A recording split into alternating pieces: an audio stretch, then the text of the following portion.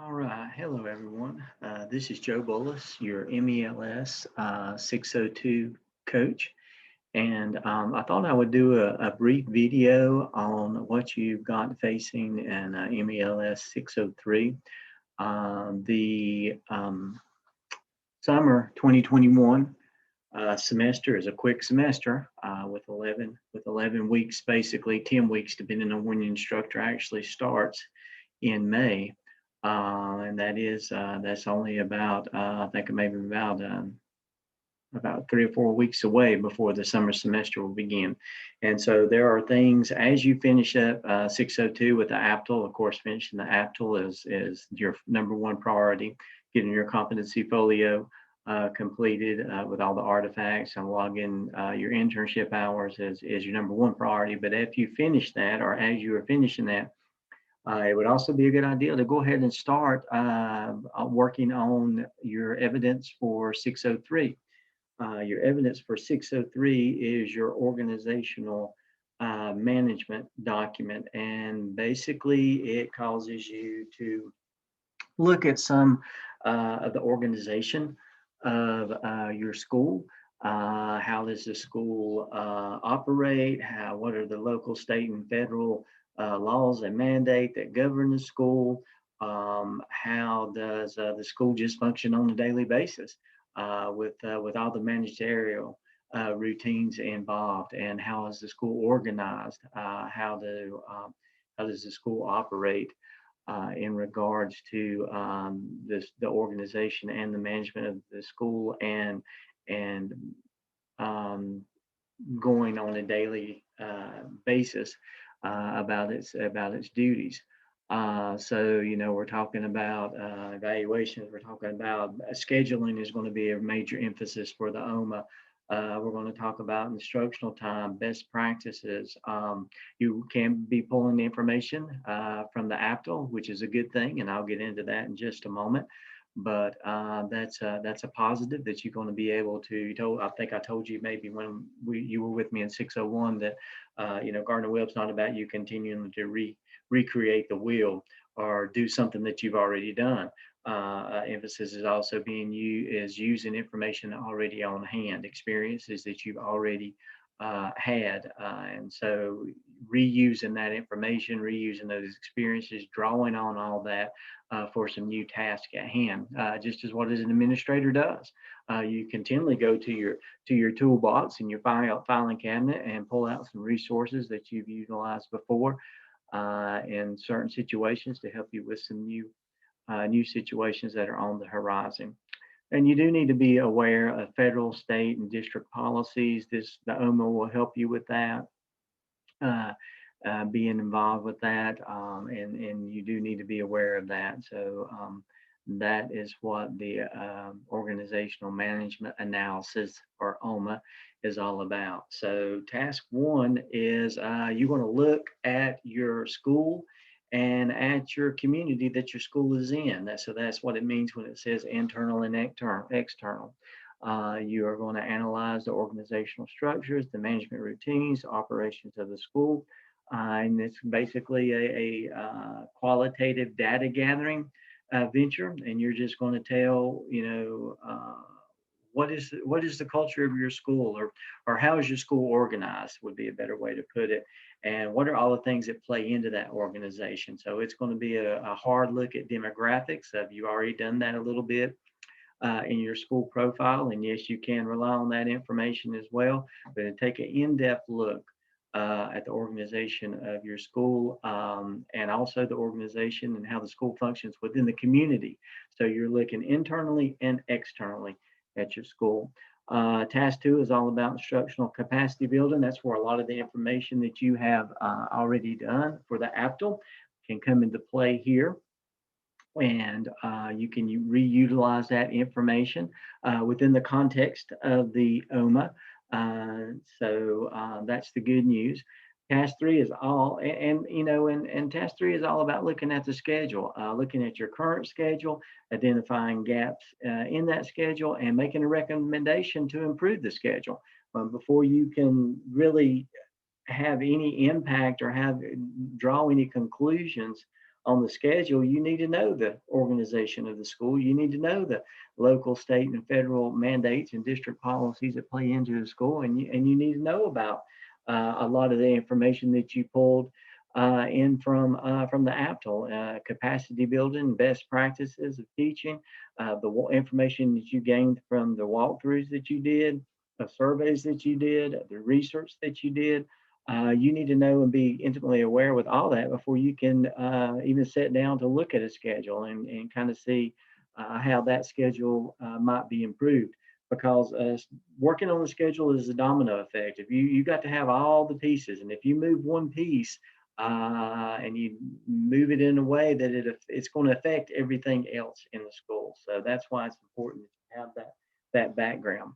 And then 4 will be reflections. So there are 4 tasks to the OMA, task 1, 2, and 3, and 4, with the 4 being the reflections. So let's move on down and talk a little bit about OMA task 1.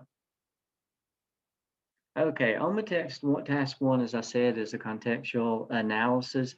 It's analysis of how your school is set up, and we're talking historical, environmental, culture, as I said before. How do they characterize the organization of the school internally and externally? So it's all about what you want to think about as you formulate task 1 and as you start working to task 1 is community demographic data, income, education, history, attendance, disciplinary data, teacher quality, academic performance, all of that information that's out there about a school. You want to pull that in. You want to pull in, what's the hierarchical structure of the school? How is the leadership organized? How's the leadership team organized? Is there a principal? Is there an assistant principal? Is there a leadership team? When do they meet? All of that information about how a school is set up is what you want to put into task 1. So as I said before, it's an in-depth school profile. You want to go beyond the school profile that you've already done and just be more detailed along those lines, especially when it comes to the demographic data of the community. And also don't forget, within the historical context as well. There's a lot of things that's gone on in the community that's influenced the school. There's a lot of historical data that's occurred at the school that's influenced the community. So that's why we're talking about the internal and external factors in the school. So, and prompt 1, that gives you some more information on looking at that context. And also, don't forget to talk about looking at it within the context of district, state, and federal policy and law. How decisions made in the school. How does the school operate on district policy? So that's basically task 1. Task 2 is instructional capacity building. And basically what this is, and this is the good news I was talking about earlier, basically what this is APTL task 1, 2, and 3. So you can take the information from APTL 1, APTL 2, and APTL 3, your APTL task, and put them in the task of 2 of the OMA. Now you want to remove all the headings of the APTL, all references to the APTL, but all that information can be used. You don't have to rewrite it. You can, can I copy and paste? Yes, you can copy and paste. But within that copy and pasting, you need to make sure that it all goes back within the context of the OMA. So there's going to need to be some narrative that you write there that's going to tell how this pertains to the OMA. And how you do that is you look at the prompt. The formal program proposal is basically what you did for APTL 1 through 3. And getting permission from your principal, to do walkthroughs, to make some evaluation on those walkthroughs. You did the research on Marizano and other instructional capacity building, and you formed an action plan. That proposal that was endorsed by your site mentor. So that's basically all. As I said earlier, task 2 is just APTL tasks 1 and 3 with the labels removed. Be sure that you've included the graphic organizer of the professional development plan at the end of this task. So that needs to be seen at the end of task 2 is the graphic organizer that you did of the professional development plan in the APSL. Task 3 is that's where you look at the schedule. Task 3 is looking at the strengths and weaknesses of the current schedule and scheduling process. You know, the master scheduling building, what's the rationale, what's the process of federal law, special populations, how do the EL students and EC students flow through that schedule, what's the law that requires them, service plans, IEPs, EL students, LEPs, 504, how do they play into the schedule? What's the state, what law on class size, teacher certification, duty-free lunches, things of that nature. And then are there any local board policies that play into the scheduling as well that you need to be aware of and draw attention to? You also need to talk about performance data, EVOS. You'll need to refer to EVOS and be familiar with the EVOS data and teacher input. And then you look at that schedule, you identify some areas that could be improved, and then you utilize those findings that you got to revise the current schedule. And what's your rationale for that modification? Why are you making those recommendations for the new schedule? And then you need to show the old schedule, show the current schedule, but then you need to also show the new schedule. So a graphic representation of the proposed modifications in the new schedule that you developed. And then task 4 is reflecting on the OMA, and that's 12 competencies, and it's basically your choice for the OMA. So you need to reflect on those 12 competencies. So there you go. That's it in a nutshell. We can have more conversation about it, and I'll go over in more detail as we begin the summer semester and talking about tasks 1, 2, 3, and 4. But this will give you enough to get you started, especially with task 1. I would take that school profile. I would pull the information that I have from the school profile, and then I would go ahead and start digging into the information that you have on demographics and that you can find on demographics, and start beefing up, if you will, that school profile. And then you can go ahead and start transferring the data that you have from the APTL 1, 2, 3. So APTL Task 1, APTL Task 2, APTL Task 3 will all fit into the OMA Task 2. And that right there will get you started. Then you can focus as the semester begins, you can really focus on that scheduling during a really busy time. As you all know, you can focus on that scheduling and start looking about, what's the schedule made up of, writing your narrative about that, and then making recommendations. So what I'm going to do is I'm going to send you an email, and in that email is going to include the link to this video. And then I'm also going to send you an exemplar OMA.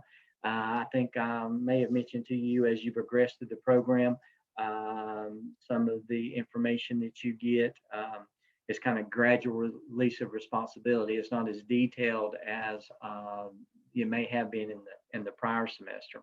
So if you look in my Blackboard internship shell under templates and resources, basically the only thing that you have from the OMA is what you can pull out of the scale handbook.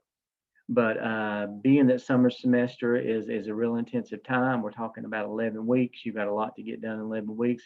I do believe in giving you a little more resources than that. So I'm actually going to give you, attached to the email that's contained the link to this video, an exemplar to look at, an exemplary paper on the OMA that you can look at and go by.